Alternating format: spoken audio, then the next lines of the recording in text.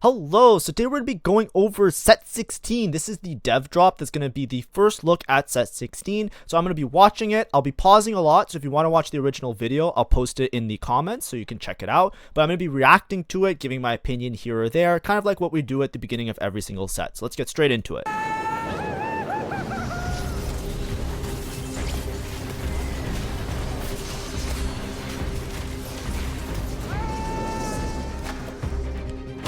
Alright, I saw some Void stuff, which makes me happy. Right? Reminds me of set 9 so far. Set 9 was my favorite set, so hopefully I enjoy this one. Lore and Legends. See, I can read chat. Hey tacticians, Julian here, the set lead on Lore and Legends. This set Hello. will transport you into the stories of Runeterra. In our case, literally. To relive Runeterra's most epic moments, experience every region as an origin, and play with more champions than ever before. You probably haven't been counting, but in past sets we've stuck to roughly 60 champs. For Lore and Legends, there'll be 100 unique champions to play with. Alright, I don't like that, but the set hasn't even come out yet, so I can't complain. But I think that having more champions, especially given the last set experience that I've had, is a little bit concerning to me, but I can only hope for the best, and I assume that they do a good job, so, you know, hopefully it's a good job. But you'll access 40 of those 100 through our entirely new set mechanic. Alright, new set mechanic. Okay, never mind. It might work out really well. Pause prematurely. Unlockables. Okay.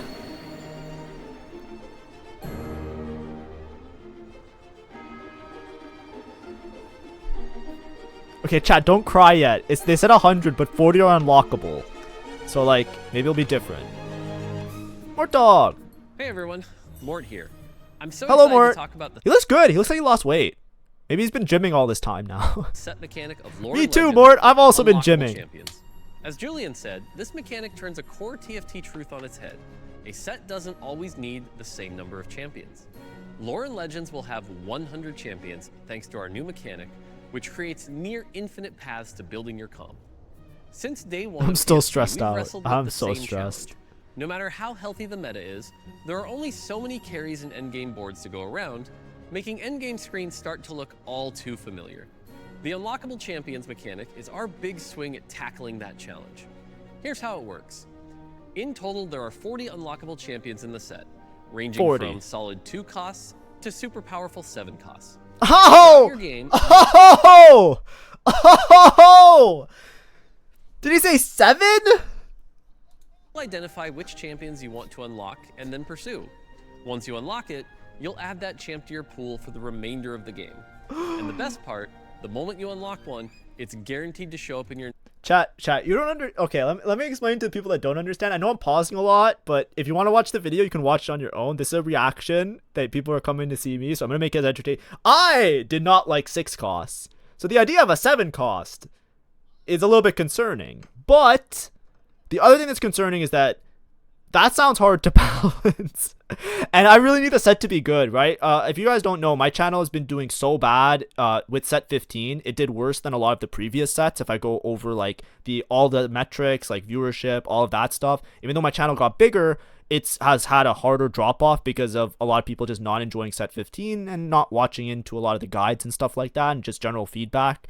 So I really want set 16 to be good, because if it's not good or if it's similar to set 15, I probably won't be doing TFT content anymore. That's kind of like the breaker point that I'm at. So I really want it to be good because I enjoy doing this, but at one point I have to just decide that, yeah, this is not a good use of my time, and I'll just play TFT and not make content, and then just like spend my spare time doing something else.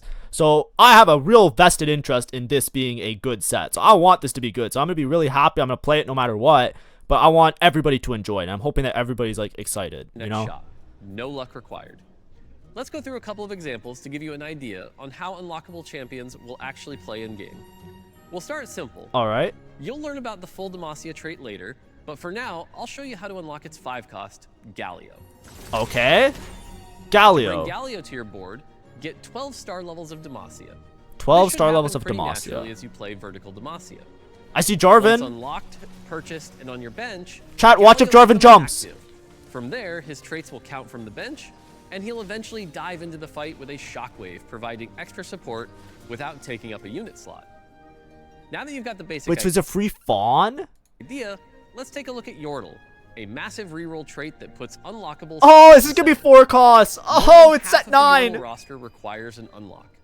As for the trait itself, every breakpoint grants fun new perks. Hit 2 Yordle, health and attack speed for each Yordle fielded. 4, your first shop each round has a Yordle in it. 6, 1 free reroll each round. 8, Yordle grab bags full of fun loot. Okay, this looks very fun. And these traits are usually good for beginner players. I kind of like these type of traits if they're handled well and balanced well, because I think that it gives like this is like a little bit kind of like crew, but maybe like a little bit more like the way that it's showing a lot of different units. It seems like it's more like divisive on breakpoint, so it might be more like punk. I remember in set 10 that was really popular amongst beginner players as well, and I really like those. I like having like a balance of synergies and traits that make it really welcoming for players. So this is a good sign, because I think that like at least on the current set there wasn't really anything that was like super obviously like crew, which is usually like considered to be like the reroll trait. It felt very like difficult. I think that it was very confusing on like when to roll, how to deal with the resources. So it didn't translate well, in my opinion at least, to like being an easy beginner style of comp to play around. Usually the beginner comps, you want them to be like more of those like, you know, low cost rerolls that you can make your decision making more front loaded. So I'm hoping Yordle kind of follows that. In set 9, Yordle kind of felt like that a little bit, but it was more so like you would play like Tristana reroll with like other stuff. I felt that was one of the easier comps. That's a comp I actually started playing TFT with as a beginner player, so I'm a little bit biased in thinking that those type of things are nice beginner onboarding experiences. And 10, well, I'll save that for you to find out. Reaching those breakpoints through unlockable units is where the planning and rolling really starts to matter. You'll get a few Yordles just by leaning into their traits and racking up star levels. All right. Kobuko and Yumi, yes, they're one unit, is a great example of that, as you'll need 6 star levels of their traits, Brawler, Invoker, or Yordle. Kennen and Poppy are unlocked in a similar way, where simply playing a comp will naturally unlock the units you need, but there are plenty of unlockables that take a bit more planning, including within the Yordle trait. The slippery and disruptive Yordle Fizz requires you to end combat with 6 Yordles or Bilgewater units on your bench. And at the end of this short list is Veigar, a 4 cost whose passive increases all AP received. To unlock him, Veigar looks like old limbo Veigar builds this as well. High. No, I'm just kidding. You'll need to hoard rods and field a unit with 2 death caps in combat. Ultimately, unlockables should create more late-game comp diversity. Even 2 Yordle players can be playing completely different boards based on who they unlock. And while Okay, I'm in makes the company sense. of these big guys, I'll tell you a bit about the Shurima trait and its unlockables. Shurima is the set's high-powered chase trait. It's all unlockable champs except for Azir, and he's a 5 cost, so you won't see him for a while. Okay. Then to unlock the So that other seems like high Shurimas, cap. you'll be tasked with contradictory and ultra-challenging conditions like winning combats in a row for Renekton, losing combats in a row for Nasus, and flip-flopping between wins and losses for Xerath, all without dying, by the way. Victory and defeat, high rolling, and HP preservation, only then will you truly ascend. If you can field all 4, your Shurimans reach godhood, all Reach all 4. So it depends on the conditions for them. But this seems like a high roller trait, right? Because like it's gonna be hard to well, actually you can play it if there's a cash out trait. This might be broken, but this seems like the win on a dime. This seems interesting. I want to see how it's implemented though. becoming 3-star. Wait. If you get all of them, you get a 3-star. Okay, so this is supposed to be impossible, right? Because a 3-star 5 cost is a game winning thing. So then like the conditions for them are probably really hard. It's harder than I'm thinking in Now my how head. to unlock the next section of the dev drop? Where's that old sun disk? So far so good. So far I'm intrigued. I'm okay with this. I'm on board so far. Can I get a spot? Sorry, bro. I'm up next. Oh, come on. No. Hey, tactician. Okay. You always spot a homie at the gym, okay? It does not matter. You always spot a homie, okay? I think that's bad etiquette. That guy can die, okay? Or, even if he doesn't die, he might get seriously injured. You always spot a homie at the gym. I'm Anya, a UX designer working on the Hi, Anya. Lorefinder, our official unlock tracker. Now that you know how to unlock champions in-game, let's talk about how you can track them all throughout the set. We know many of you won't be able to rest until you know you've unlocked every champion possible. Lucky for you, there's a place you can keep track of all unlocked I do not give a shit. I'm joking. as you discover them. As you unlock units in your games, they'll appear as discovered in our Lore and Legends Lorefinder. Of course, you'll still need to unlock them each game in order to play them, but I think this is great for casual players because it also makes it very likely that you're just going to keep playing. I think there's a lot of people that have a little bit of a completionist mentality. Giving somebody like a completionist thing to fill in is actually really cool and interesting. Me personally, I will not. I will just pick whatever unit I think is strongest and whatever like I want to play. I'm not going to like purposely play something just to have it unlock because that's not a me type of thing. But I can see this being very fun, especially if you're casual. So this might be very exciting for you. it's pretty satisfying to finally align the stars by unlocking Diana after fielding a 2-star Leona with 3 items, or 7-cost Silas when you sell a 2-star Jarvan, a 2-star Garen, and a 2-star Lux. Oh, wait. I need to know what cost those units are. Plus, you'll rack up rewards along the way. And for you overachievers, there'll be an extra special reward for top 4ing with all unlockables. Maybe you'll discover all 40 unlockables over the course of the set, but I can promise you this, it won't be easy. Oh look, Mort's undergoing the rite of ascension to unlock the next dev drop segment. That's brave of him. All right. Next section. Traits. Let's go. Come on. Give me some juicy traits. Bilgewater. Chat, if they add back Bilgewater from 9.5, I might lose it. Now for a few trait reveals, starting with Bilgewater, of course. With the Bilge comp, you'll earn Silver Serpents each round and extra on takedown. You can use these serpents. Oh, it's a win streak. Oh, yes, a cash out trait. Yes. Oh, I know I'm gonna throw some LP playing this. Champions and loot from the black market. Oh, it gives you duplicators. Yes. Bilgewater has a lot of fun unlockable champions, like 2-cost Graves, who's unlocked by itemizing Twisted Fate. And yes, we will be unbenching Tom Kench from Gizmos and Gadgets. You have to spend some serious serpents to get him though.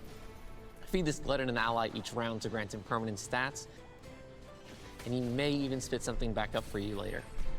Oh, this looks so much fun. On the other side of Runeterra, Demacians are preparing for battle with increased armor and magic resist. Every time their team loses a percentage of their health, they'll rally, and they'll rally, and they'll rally for the cause, gaining powerful bonuses. You'll see classics like Garen, Vayne, Lux, and Xin Zhao. Speaking of Xin, if you get the Trials of Twilight augment, you may even be able to field League's new champion, the ultra-powerful, ultra-enlightened Darkin Zhen.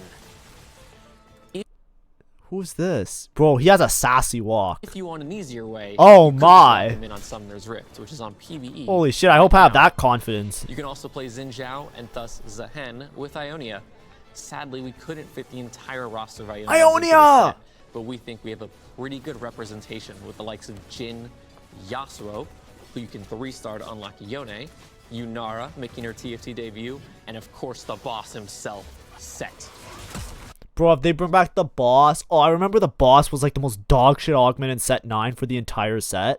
And it was so funny because I remember it was bad. It was so bad for like majority of the set. And then I went into like one of those I was reading like comments like to try and see like what the patch notes were, right? And one of the comments for the patch notes was like, why is set so broken? Can you guys just remove the boss? And it was like undeniably one of the worst augments in the game, and somebody was like bitching about it in the comment section of a video. And at that moment I realized, wait, maybe I'm actually good at TFT. It was that moment where I hit me and I was like, wait a second, I'm not like the others. like I don't mean it in like a bragging way. It was just really funny to me. I was like, wait a second, I know this person is wrong. What's happening? And at that point I realized, because set 9 was when I first started playing the game, I found it so funny. I was like, wait a second, we're not playing the same game anymore. I was like, And in the true spirit And it'll of always Ishtal play in my head. I'll always exploration, remember that. we'll It's a send you defining deep moment into in my the jungles TFT for some career. side quests. With the Ishtal trait, you'll choose expeditions to embark upon.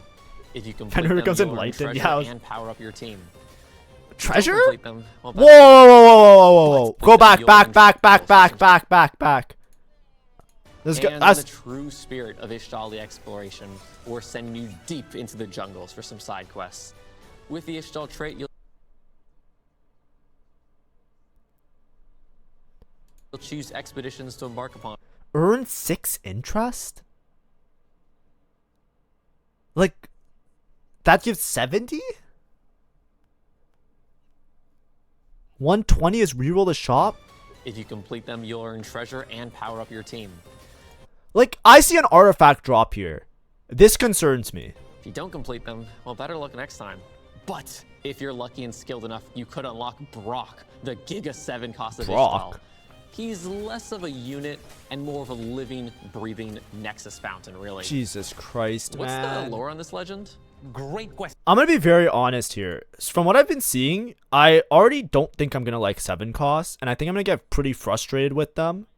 But I still don't, like, obviously I haven't played the set yet, so we're gonna see the implementation of it. But my concern looking at them is that it feels like they're obviously gonna have really difficult conditions to get to. So it's gonna come down to like a breaker point of, are the conditions so absurd that it's like a win more mechanic? Or is it like the conditions are absurd but achievable, and in that regard it's just going to turn into like a high roll simulator, you know, where it's like somebody who has like a really good spot, and then like you're trying to play the game, all of a sudden you just look at their board, it's like, oh, never mind, they just won the game because they hit that win condition, right?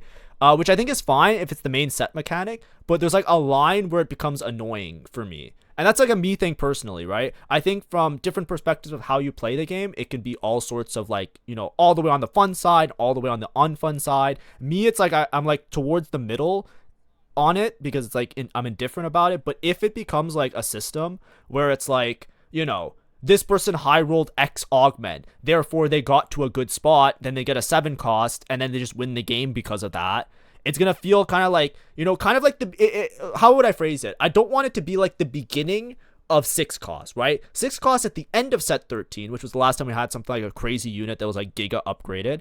At the end of the set, they were pretty well balanced. It was like, okay, right? It was still annoying for me, but it wasn't that bad. When they first launched, it was like lottery. It felt so miserable because it was like you looked at somebody's board and they hit a victor and it's like, oh, well, my bad. Like I was playing for top 4. Looks like I'm going 6th because 2 of the people with less HP than me hit a victor. And it's like all the game plan and all the decision making and strategy you make along the way kind of was like thrown out the window because it's like, oh, well, GG, that guy hit a victor. But then eventually, like I said, they nerfed Victor. They made him more manageable. They buffed Warwick. They made him really good. Like, you know what I mean? Like there were changes that eventually it became a system where it was like, okay.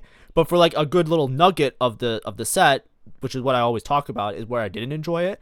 So looking at these off rip, I'm worried about that part of it because I feel like that takes a lot of work to get the tuning just right, where I think that you can enjoy it both ways, which I think is what ended up with set 13. But the reason I'm concerned is because they're also adding a bunch of other stuff, right? These are the 7 costs aren't like 1 unit or 2 units. It seems like there's like, you know, a whole mechanic of around 40 units, as they said. So like I said, I'm always like a little bit like, ooh, this seems a little bit stressful. I'm giving my honest reaction, but it always comes down to implementation, right? Like one time I watched a dev drop video and I thought charms were going to be dog shit, and I thought I would hate charms. When we played set 12, charms are my favorite set mechanic out of all the sets. So, you know, like I said, if I'm skeptical or if I'm happy or if I'm excited about something, it doesn't necessarily translate to what actually is going to happen, but I'll obviously have to make a reaction video, so I'm going to try and say what I can. In theory, the Ishtali made similar constructs to fight the Void, so who's to say he's not related to Malphite? You'll have to wait for my 7-hour-long video on that. And that is after I finish my magnum opus on the lore of the river sprites. Back to you, Julian. And if we cross the sea to the Shadow Isles, you'll find Viego and a powerful roster of unlockable champions who gain power by collecting the souls of dead units. Souls of dead units. 2-star Viego to start, give him 2 items to unlock Yorick, and then use the traits mechanic to unlock the rest. With Yorick and Viego in the same team, you'll need just 20 souls to unlock Gwen, 75 for Callista, and 150 for the 5-cost Thresh, who brings his whole kit from Summoner's Rift and more, creating a walled prison. Jesus draining the Christ, life that of looks enemies, broken. And dragging unsuspecting foes to their grave. Speaking of dragging foes to their grave, I better get in. Like, this is another, I don't mean to harp about it, but it feels like another situation, right? Like, that could be a real problem if the tuning of how you gain souls isn't at a good point. Because if it's like too easy to get souls, then, you know, it'll feel broken because that, like, you know, you get a 5 cost with these cash outs. Or if it's too little souls, like that you earn, then it might feel really bad, and then it becomes like something you never want to play around because you're never going to make it there, right? A similar thing is like prismatic traits on the current set. I think some people, like, I like them the way they are right now, but some people didn't like them because, like, you know, you can never hit Battle Academia prismatic, or you can never hit the Star Guardian prismatic because it was just so hard to achieve. So some people wanted it to be lower, and me, I was saying, like, you know, if you make it lower, then it's not like game-winning broken, and if it's game-winning broken, like, you know, there's like a tuning that's involved there, In this Riftbound game. which hopefully they get right. Because a Noxus is summon trait, I'm guessing. To the star levels, and if you can make it to prismatic Noxus, not even ever regions you have active, creating. Last time Rise was in a set, he was like dog shit, and except for one, right? Or not Rise. Last time this type of Rise was in a set, it reminds me of set 9 Rise, where only the Freylord one was good. Do you guys remember that? Oh, so Void. Activate your traits and explore the world of possibilities. All your favorite regions in Runeterra are represented in lore and legends. Soon you'll be building custom inventions and Oh, the fucking T-Hex is back. mutating void creatures, splashing in traitless but powerful Targonians, and so much more. Oh, yes! Awesome play. Yeah! All right. You dirty So far, so cheats, not a good. fair fight. Send you to the depths. Get out of here. Paris Open. All right, we can watch this. Before we get into the competitive part, so this, I think now that's like that's like the dev drop main learning. So main takeaways, right? I think set design, cool. Traits so far, cool. I'm excited to play around Bilgewater. I love those type of traits. I always play those, whether they're good or whether they're bad. I punt away my LP like no tomorrow because those are the only things that I really enjoy, right? Think about it. Set 10, all I did was I played 8-bit. Set whatever with Sugarcraft, all I did was play Sugarcraft. It was shit the whole set, but I kept playing it, right? What's it called? Set 13, I played so much of Conquerors. It's not even funny. I just always play, like, you know, I always love those type of things because I'm a really aggressive player. I like to play very tempo, and I love to just like pressure lobbies in order to like gain a huge HP advantage. It's something I talk about in all my guides as being consistent because that's usually tied together with like consistent gameplay, and those type of comps, they really like play into that style, but also give you like a high cap potential as well, which is why I really enjoy them.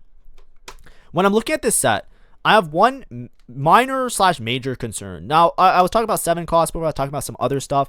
One thing that I'm looking at here, it really comes down to seeing the units, which we're probably going to get information in the next coming days. There's going to be like data drops, and there's going to be like the champions and all their abilities and all of that. So we're going to go into more detail about it later. But from a first reaction, when I'm looking at a lot of these traits, I want a set that is like somewhat flexible, and I think they're trying to market the set as being like, you know, you can optimize your board in any way, you know, no matter what you play, you'll unlock some really cool champion, and then you can make that your new champion, and then your board will look different. I don't think that's how TFT kind of operates, which I don't mean in a rude way. I mean, like, I think it's a hard sell to me, which we have to see how it's implemented, like I said. But usually there's going to be a unit, even if it's like 1% better, maybe even if it's 0.5% better. If there's a unit that is like marginally stronger than the other unit, that's going to be the one you're going to want to play. You know what I mean? So if, like, for example, Thresh here is broken, you're probably going to angle the Thresh, which forces your hand a lot more in the early game, because for a lot of these summon conditions, like a lot of these unlock conditions that they have in the set, it feels almost like you have to commit to it from a very early start. It's like, oh, if you make it to 120 Boko dollars, you can buy Thresh from the shop. Or, oh, if you make it to like 150 Boko dollars, you can buy Tom Kench, or whatever the currency is, or whatever the trait is, or whatever the synergies are. And that, to me, makes it feel like the set is not flexible, in the sense that you're going to be like committing very early to what optimization you want to have towards the end of the game. Now, like I said, that depends on how it's implemented. There might be champions that are very flexible, like Rise, for example. They showed you just slot in four different traits, and then he can be different types of Rises, right? It really comes down to the balancing of those units, because if the units that are really strong, for example, are the 5 costs or associated 7 costs, or maybe there's 6 costs, they kind of said 5 and 7, I don't know what's in between. If that's the case, I worry about the flexibility and the ability to shift between lines, right? Like if I'm committing towards one line early game, can I pivot and play something else? Or am I just like sunk cost going towards these high cap boards because that's what I want to play? And it really comes down to the units themselves, which is something that you will not be able to tell, not even on launch or PBE or first patch. This is something that's going to matter, like, you know, a couple patches in, maybe a month into the set is when this thing will kind of really be discovered and figured out. Because obviously, if you add like 40 new units and 60 other units, right, there's going to be units that are never even played, and they might be secret broken, and there's going to be units that are played, and they're going to be like really broken. And like, you know, like a lot of like the way people figure stuff out is going to take a while, which I'm hoping means that the set will feel very dynamic, but I hope that the balancing is on point, because obviously something might go unchecked for a really long time, and then we might have a situation like Gangplank, where Gangplank in the current set, right, if you remember early on, right, people didn't really know about Gangplank with Stretch Your Arms with Mentor, specifically that 3-piece combination was so unbelievably broken that basically like the whole lobby would just play it. And then like that's something that took time to get discovered, because it was like, oh, this with this makes like a broken situation. And that's what I worry about for the set. But like I said, I worry about these things. It doesn't mean that it's a reality. I'm just giving my honest reaction, because obviously if I just looked at the dev drop and I'm like, oh yeah, this is the greatest thing ever, you know, that's not me as a person, right? When I look at it, I'm like, you know, I think some things are really cool. There's lots of things I'm really excited. I'm 100% going to play the set. I'm going to play it probably more than most of the people watching this video, because like I'm a TFT content creator. So obviously, but you know, these are the things that I like. I'm like, ooh, like, you know, like let's hope it's good. And let's hope it works out well. Now let's watch the end of the video, which I think is going to talk about some other things like cosmetics and Paris Open. Hey Tacticians. Hello. To kick things off, I'd like to congratulate all our incredible players who made it to the pro circuit for Lore Legends. As a reminder, in Lore Legends, CompeteTFT.com will be your home for all things TFT esports. If you're already playing professionally or aspiring to play professionally this set, head over to CompeteTFT.com I am to not. register. In less than a month, we'll be celebrating all things TFT in Paris at our 3rd ever TFT Open. The Paris Open takes place December 12th through 14th, bringing 768 of TFT's top players together. 12th means that I forgot what date it was. The set's coming out on the 3rd, so it's 9 days. So it's a week. So first patch has to be good, right? Together for the ultimate LAN tournament. But it doesn't stop at the We're probably going to see like sets 13. There's going to be like an A patch, a B patch, a C patch. And the game we all love. This year, we'll have an artist alley full of community artists, dev panels with a game show twist, our mayhem-fueled Carousel of Chaos show match, a sneak peek for TFT in 2026, with the reveal of our annual roadmap, and so much more.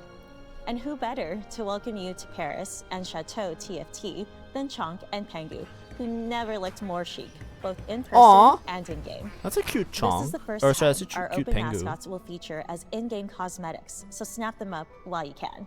And we have I'm even not paying more for exclusive shit. Paris Open cosmetics for you.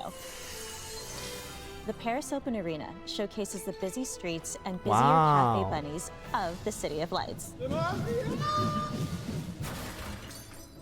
Not again. Okay, I'll send you over to the cosmetics team. And if we don't see you in person in Paris, we'll see you on broadcast December 12th through the 14th. All right.